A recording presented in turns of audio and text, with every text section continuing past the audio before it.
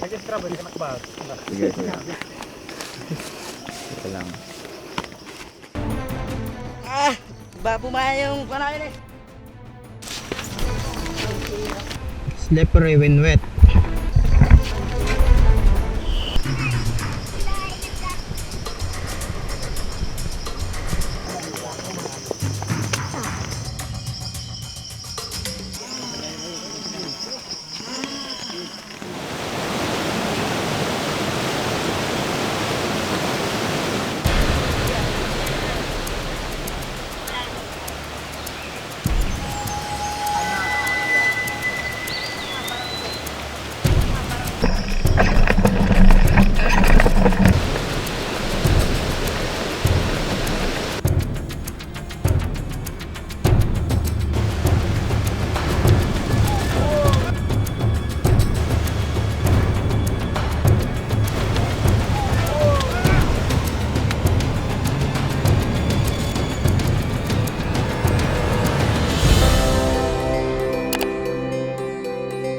Walang kalsada, walang tulay, pero walang problema para sa mga estudyante at guro ng isang malayong sitio sa Davao Oriental.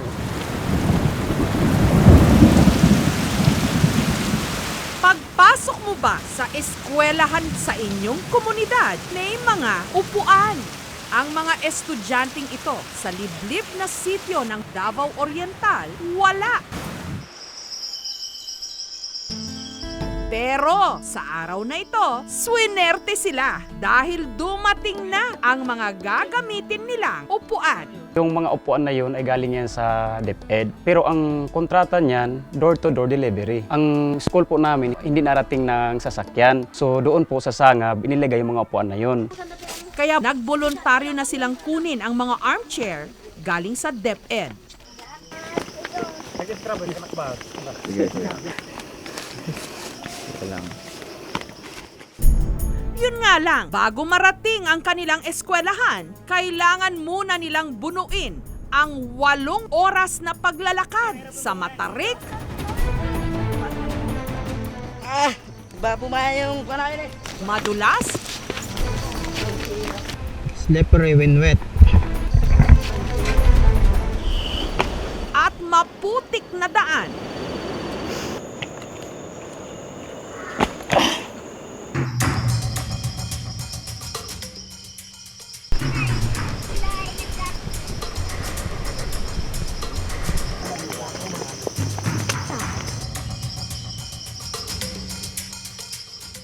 At hindi pa rito natatapos ang kanilang kalbaryo.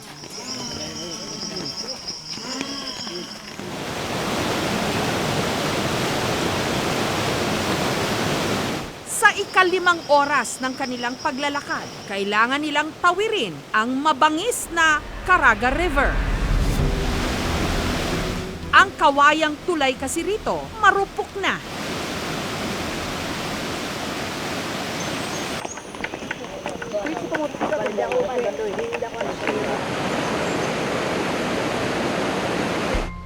Isinusugal nila ang kanilang mga buhay sa pagsakay sa mistulang cable car na ito na gawa sa rattan. Ang tawag nila rito, salad. Maya-maya pa ang mga estudyante, kabilang na ang 20 anyos na pero grade 9 student pa lang na si Giovanni, maingat nang isinakay ang bit-bit niyang silya, pati na ang baon ng kanilang grupo.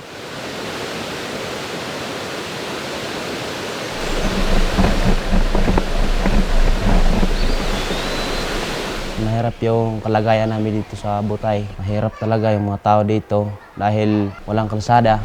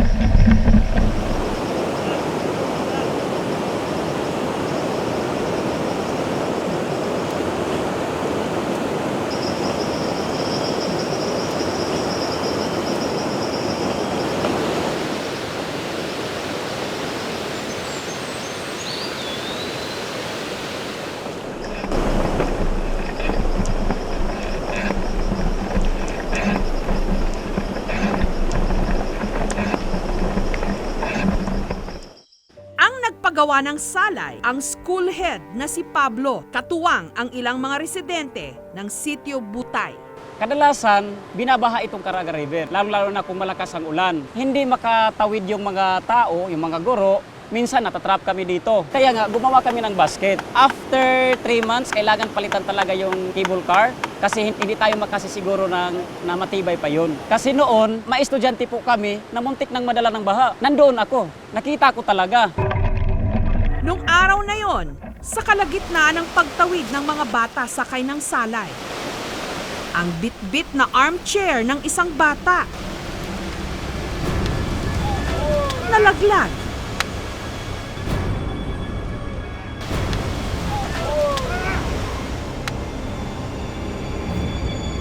Mabuti na lang, walang sino mang nasaktan. Maliit po yung upuan at saka maliit yung basket. Kaya nga nahulog yung upuan.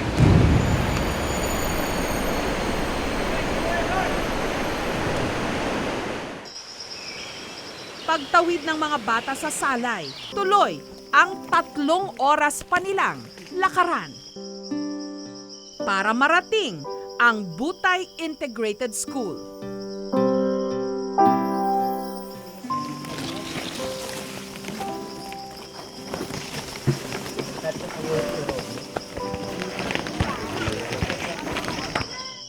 Pero dahil 8 oras nga ang inabot ng kanilang paglalakad, takip silim na nung narating nilang eskwelahan, kung saan maingat nilang ibinaba ang mga bit-bit nilang upuan.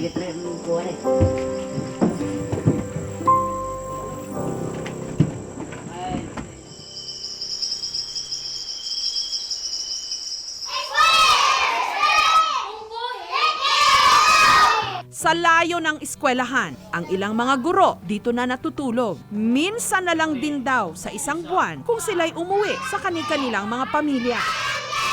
Ang classroom na ito ang nagsisilbing namin tahanan. Kasi nga, sabi ko kanina, wala kaming bahay. Tapos, dito po naman ang aming higaan. Dito po kami natutulog.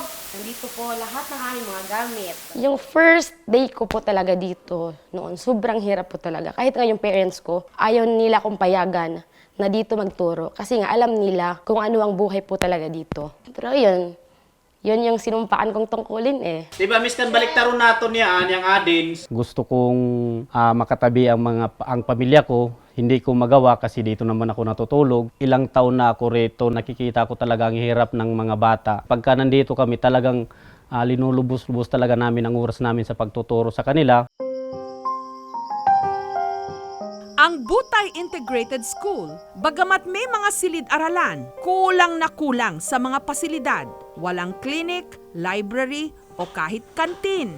Ang mga estudyante nagtsatsaga sa mga upuang pinagtulungang buuin ng mga residente. Pagdating ko noon dito, that was 2007, walang classroom, walang mga upuan. May mga upuan kami na ginamit noon, pero gawa ng mga magulang. At dahil may armchair na sila, sa araw na ito, ang mga estudyante mukhang excited nang magklase. Gusto ko magtatapos ng pag-aaral, sir, dahil meron akong diploma at makapagtatrabaho ako ng maayos. Kumuha kayo ng ballpen at saka 1/4 sheet of paper. Okay, yung walang papel, bigyan ng mayroong papel. Hindi nga lang upuan ang kanilang problema, pati school supplies. Hati-hati sila sa mga papel o hindi kaya sa scratch pad na lang sila nagsusulat. Mayroon po akong 22 estudyante. 8 po doon ang mga babae at 14 po yung mga lalaki po. Ngayon, ang wala ay 17. Ang nakalulungkot pa rito, sa hirap ng buhay, ang ibang mga estudyante, sa halip na pumasok, tumutulong na lang sa kanilang mga pamilya sa pagtatrabaho. Katulad ng magkaibigang Eldito at George na sumasideline sa pagbubuhat ng abaka mula Sitio Butay pababa ng Sitio Sangab. Gano'n pa tayo kalayo? Lalakarin natin. 4 na oras po, sir. Kaya pa? Sir, kaya pa sir, pero nahihirapan po kami.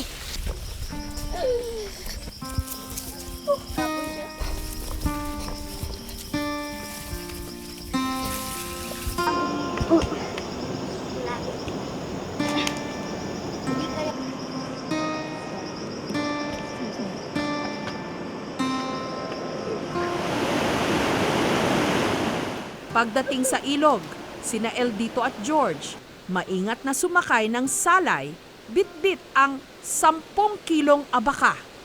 Sa bigat ng kanilang mga daladala, kinailangan pang mano-manong hilahin ang salay para lang sila makatawid.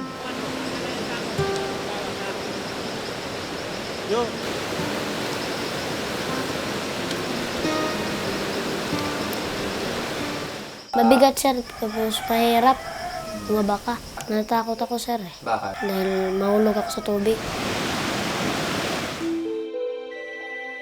Pagdating ng Sitio Sangab, na ibenta nila ang 10 kilong abaka sa halagang 1,440 pesos. Pero 120 pesos lang ang komisyon nila rito na kanila pang paghahatian. Ang kanilang kinita, agad na inintrega ni Eldito sa kanyang mga magulang, pambili ng ulam. Gusto ko na di ma-absent. Gani kung mag-absent niyaan, mo istorya ko na ipag-absent na kay kita manggod, kubrin taon ta. Gusto ko na makakuwang ko ng high school.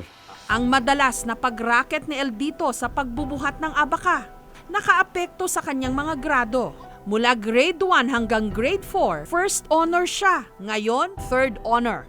Makikita ko sa kanya na isa siyang porsigidong mag-aral para daw ay makapagtapos at makatulong sa kanyang mga magulang. Sa kagustuhan pang makatulong ni Eldito sa kanyang pamilya, 1 taon siyang huminto sa pag-aaral. Nalulungkot ako kasi mahirap ako magtrabaho. Mag-aaral ako sa... Hindi ko na kaya. Nainggit ako sa ibang mga bata dahil sila walang trabaho. Ako mayroon trabaho sir. Samantala, nito lang June 23, nagsagawa na ng site inspection ng DPWH o Department of Public Works and Highways sa Sitio Butay. Sa pag-inspeksyon namin, may mga portion sa cable cars na hindi po yung pulido yung pagka-connection ng paggawa nila, kaya delikado po yun sa mga bata. May survey na kaming ginawa doon, tsaka natapos na namin yung program. Posible mga 8 kilometers yun. Mayroong opening road, tapos 2 tulay na 30 meters, tsaka 60 meters. Ginagawa namin sa DepEd is yung pagbibigay ng alternative delivery mode sa kanila, kung saan bibigyan sila ng module, then pasasagutan sa kanila, and then yun yung mag-compensate nung araw na kung saan ma-miss nila yung kanilang klase. At nito lang Biyernes, para kahit papaano makatulong sa mga estudyante, namigay ang aming programa ng school supplies sa mga bata.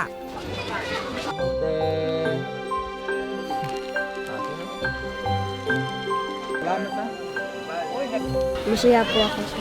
Dahil binigyan po ako ng gamit pang school. Samantala, si Eldito matapos ang 1 taong paghinto sa klase dahil sa pagbubuhat ng abaka para kumita, naalaman namin na ngayong pasukan, balik eskwela na siya. Sa pagkakataong ito, pipilitin daw niyang magtuloy-tuloy na sa pag-aaral para matupad ang pangarap niyang maging guro. Gusto kong maraming pera ko para makatulong ako sa mga magulang ko. Para bibili nila sa pagkain sir eh. Kapag kumalam na ang tiyan, masakit man, mas praktikal na talikuran ng ilang mga bata ang pag-aaral.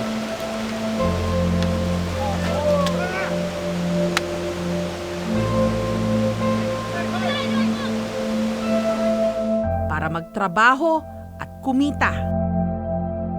Ang mga katulad ni Eldito at ang iba pang mga estudyante ng Butay Integrated School walang magawa kapag kumalam na ang tiyan. Gusto man nilang mag-aral, uunahin muna ang kakaunting kikitain. Gayong ang mga kabataang katulad nila ang dapat nasa eskwela at binibigyan ng tsansang makapag-aral at makapagtapos. Dahil tanging sa pamagitan lang ng edukasyon, sila makakaahon sa buhay.